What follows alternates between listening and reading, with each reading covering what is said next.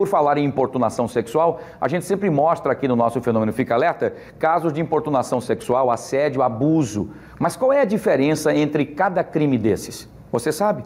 Para explicar melhor esse assunto, eu vou trazer a Mônica Hermílio ao vivo agora, para que a gente possa entender qual é a diferença clara entre assédio e importunação. Qual é a diferença entre esses crimes, o que dizem os especialistas, até para que você saiba como buscar também os seus direitos se assim você for vítima. É com você, Mônica Hermílio. Muito boa tarde. Oi, Wilson, boa tarde para você e para todo mundo. Pois é, importantíssimo, né? Quando a gente tem o conhecimento, quando a gente sabe exatamente do que se trata, qual a denominação daquilo que a gente sofreu, que alguém próximo da gente sofreu, fica mais fácil de procurar ajuda, de procurar a polícia, de procurar os meios legais para combater, para sanar, enfim, para enquadrar aquela pessoa que tenha cometido esse crime. E a gente fica na dúvida, né? Realmente é uma linha muito tênue para você definir o que é abuso, o que é assédio, o que é importunação.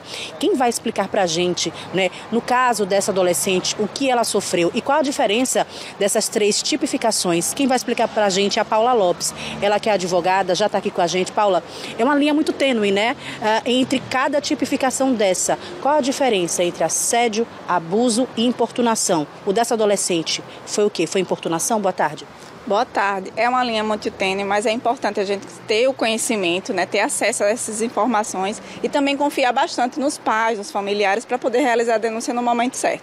Então, a questão da diferença é que quando é assédio sexual, né, geralmente envolve uma certa hierarquia. Então, você que trabalha no local e o dono do estabelecimento, gerente ou seu superior de alguma forma, ou um colega de trabalho, ele tenta algo com você, com cunho sexual ou muitos convites, né? Convites desejados, falas relacionadas ao seu corpo, e isso daí é assédio sexual. Então, ele inclui a questão da repetição, né?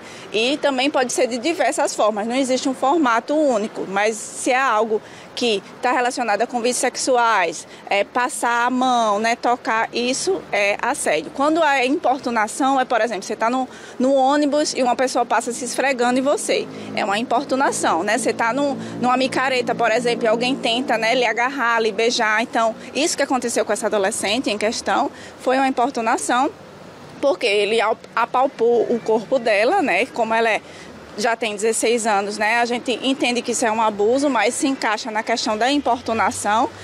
O abuso, ele está muito relacionado à questão de criança e adolescente, mas quando acontece esse tipo de violência, e muitas vezes uma violência extrema, como por exemplo o estupro, né? E usa aquilo, né, contra a criança, enfim. E a importunação, ela é muito importante que a gente fale hoje, porque as pessoas confundem. Então, o assédio envolve a hierarquia e quando é importunação, envolve essa outra questão, que é o toque, é lamber, é passar a mão, é passar se esfregando. Então, foi muito importante essa adolescente falar no momento certo. É importante falar sobre isso, conversar com os pais, com pessoas da sua segurança, para a gente não permitir mais que esse tipo de crime ele continue acontecendo. E essas três tipificações, elas têm sanções legais, da prisão, quanto tempo de prisão, há quanto tempo a pessoa pode ficar presa cometendo esse tipo de crime? Sim, quando é importunação, né, é de 1 a 5 anos. E quando é assédio sexual, de 1 a 2 anos. Mas a gente também tem que lembrar que quando a vítima for menor de 18 anos, isso também tem agravantes, né? E se, por exemplo, a vítima estiver numa situação que ela está dopada, né, ou alguma coisa do tipo, isso também é mais grave. Ou quando a vítima é deficiente, né, intelectual ou PCD, enfim, isso também tem outros agravantes. Então, é importante a gente pensar nisso. Quando, por exemplo, acontece dentro de casa, né, com tios, avós, padrastos, pessoas mais próximas, também tem essa questão de aumentar a pena. Então, é importante as adolescentes, crianças, enfim, pessoas que passam por isso, mulheres de uma forma em geral, que trabalham em locais que são assediadas diariamente, elas procurem ajuda. Hoje a gente tem uma rede muito forte, a polícia não aceita mais esse tipo de coisa, nem a justiça. A gente tem leis recentes, porque é de 2018 para cá que essas coisas vem mudando, mas é importante a gente conhecer, porque muitas de nós fomos educadas achando que tudo isso era normal, e não é.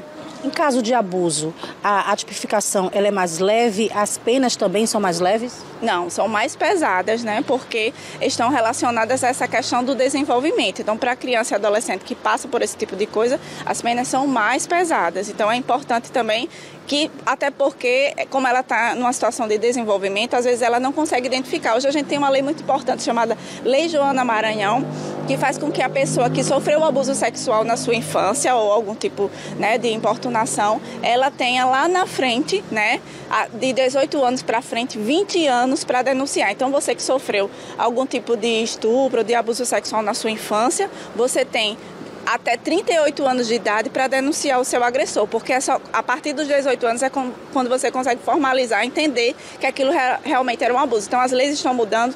Você, menina, a mulher que passou por isso, denuncie, procure ajuda, mas não fique calada, pode gritar. Paula, e qual o canal mais seguro? Qualquer delegacia pode receber essa denúncia ou só nas delegacias especializadas da mulher?